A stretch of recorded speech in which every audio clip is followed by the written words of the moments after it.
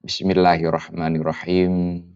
Siapa saja yang mengamalkan zikir ini dan memenuhi syarat-syarat ini, maka semua dosa-dosanya akan diampuni oleh Allah Subhanahu wa taala. Li maghfiratis sunub, agar terampuni segala dosa-dosa.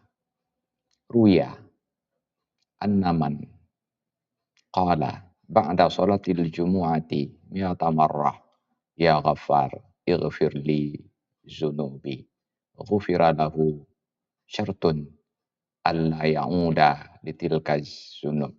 Diriwayatkan bahwa siapa saja yang membaca ya ghaffar ighfir li zunubi 100 kali, ghufira lahu, maka semua dosa-dosanya akan diampuni, dengan syarat alla ya'uda litilkaz zunub, bahwa ia tidak mengulangi lagi dosa tersebut.